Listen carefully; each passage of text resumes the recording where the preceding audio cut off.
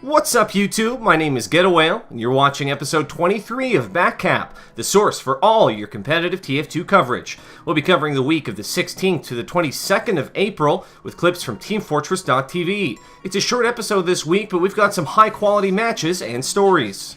Unfortunately, we only had one game this week as Street Hoops forfeited the lower bracket finals of ESEA playoffs, which left just the grand finals between RONIN and froyotech. We'll bring you up to speed and cover some of the highlights from the season finale. This week brought both the good and the bad with the announcement of the ETF2L Preseason Cup and ESEA Season 22 in North America, along with the reveal of the I-58 prize pool. Sadly, European veteran Cadis announced his retirement due to health concerns. But pluck up, we've got some exciting highlights just up ahead. ETF2L announced the Season 24 Preseason Cup sponsored by TF2Pickup.net, Team Fortress TV, and TT Esports. The Cup will test new maps, unlocks, and class limits for prospective changes for the regular season. The maps to be tested are Metalworks, Reckoner, and an updated version of Snakewater. The Phlogistinator, Eviction Notice, Solemn Vow, Flying Guillotine, and Rap Assassin will be added to the whitelist, along with an increase in class limit for Pyro and Sniper, allowing 2 of each. The Cup will take place the weekend of April 29th to May 1st, and there will be separate brackets for each division. The high, mid, and open divisions will play in a round-robin format leading into a single elimination bracket. Premier will have a double elimination tournament of 8 teams. These changes will be considered for Season 24, depending on the feedback from the community.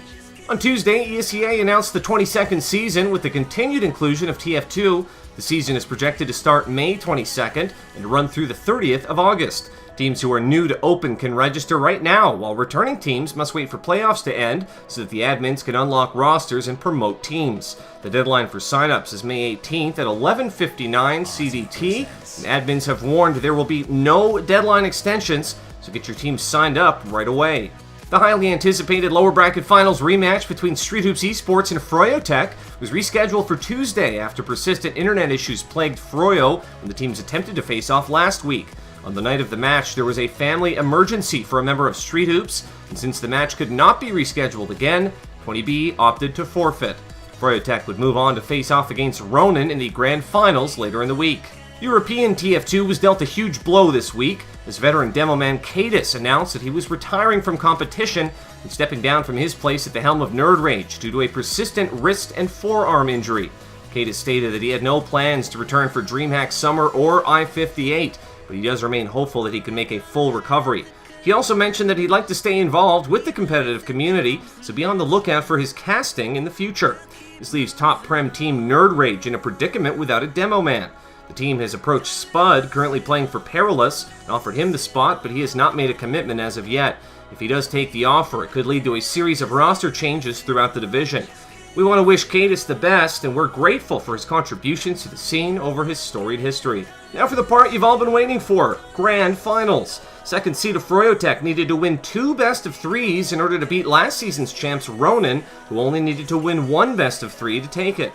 Backcap, there's just so many different threats, so RONIN had to be very methodical as how they push their way out of this. Melee's covering upper with Podolsky, they've got control of lobby here. Now here comes the advantage push towards that shutter door. Rando gets spamming it, and Shrugger picks up the kill on the clock to start things off.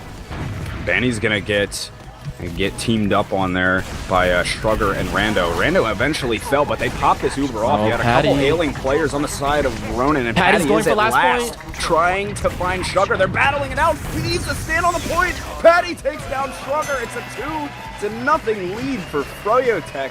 Oh my goodness. Look at this. They're going to grab second because of these plays and still have a full Uber, but someone on the Backcap. Patty standing on it. All that for nothing. froyotech taking the second round here. It's going to be a 1-1 game. This is absolute madness, Lynn. It was only fitting that the teams would return to 2 of the maps played in the winners' finals on Gullywash and Granary. Both teams played very controlled in the first map, but Froyo were able to punish RONIN's mistakes to take the lead 3-1 at halftime. RONIN were able to pick up a round right out of the half, but more backcaps and strong last defenses from Froyo eventually gave them the win 5-2. Granary has been known to be one of froyotech's weakest maps, but they put in work their last time out to fix some of their issues. Clockwork played exceptionally well, exploiting holes in RONIN's flank to repeatedly threaten backcaps and stall out any forward momentum from RONIN.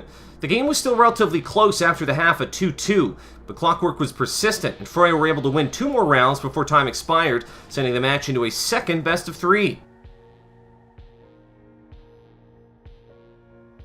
We're in the first best of 3. You can see that they're not counting those Ubers. That was a clear Uber advantage for them to push off of. They should have gone on that, but they just lost track of the count, and now they're relying on Clockwork, which is not a bad player to rely on, to be fair, but they're relying on Clockwork to get the picks and open things up for them. Certainly done good stuff for them this evening. Mela getting demolished by Clockwork once again, who's going off on Sniper at the moment. Yet another one straight on the button for Clockwork. That's 2 down on the side of Ronin, and they are just obliterating them here on second, though. They're turning it into a fight. Ronin is it's a 2v3 at the moment. They actually have the remaining 2 have backed up, but Clockwork is just going off. Get caught here by nerdRage's Uber, which he now has. Rando's doing the right thing. He's getting eyes on the combo. Gets that force out of the upper lobby. Great job hiding it away, and mostly stays alive, but does get caught right at the very end waiting for a crossbow. Mela's trying his best to pocket 4-4. He's down pretty low, but now they're just getting mulched by the Badonsky Shrugger show here as they come back in, taking down Muma and Banny. A lot of frags going down either side, and oh my goodness, froyotech, Clockwork coming out of nowhere. Finals here, headed on into the mid. Great shot from Patty and Rando. They kiss mid-air. Patty falls to his death eventually, thanks to the chip shots from Shrugger, but they both nail the air shot there as they met in mid-air, and Froyo looks like they just want to back it on up here. They lost both of their soldiers, and Ronin will secure the first mid of the second half. It's like, play the objectives, get the capture time down. You saw their scouts trying to stand on last point, getting the cap, and then they realize, oh my goodness, we don't have second point. Here they come now, though. Ronin with the Uber advantage push into last point. That traps blast them sky high. Nice job by Muma to juggle that Uber a little bit and keeps the numbers even, 5-on-5, but Rando picks up another kill here onto Patty, and the gun goes down thanks to 4-4's crossbow. So Ronin coming right back in on top of the point, and they get the capture point down, bringing it coast to coast. Ronin coming up with the first round in this second round. That's got to feel to take this round as they gear up inside of lobby for the push. They have a player advantage as well, grabbing second, popping in through left main there. Rando getting sent forward and just cleaned up easily by Clockwork. froyotech finding frags here, but Ronin is finding them as well. They have a 1-player advantage, 4-on-3 here. nerdRage ended up going down as well. froyotech standing on the point. Muma's holding this off as long as he can. He's able to find one. Banny cleaning up on this damage as well. Banny finds yet another one and a third. Oh my goodness, can you believe it? They hold off that push. Oh, I thought they were kaputs, but Banny and Muma saved the day just barely, and they are getting ready to push out on the second. Again, it seemed that froyotech had done their prep work coming into the match, preparing counters for Mela's high bombs on Metalworks middle. In spite of Ronin's early lead, Clockwork's sniper play and the survivability of Muma on Demoman kept Froyo in the game, put them in a position to take the lead before closing out the map 5-3. It was match point for froyotech, and the map was a competitive standard process. They continued to look absolutely dominant on middles. Muma and Banny were able to put out monster damage, and Clockwork returned to Sniper to continue his hot streak for the night.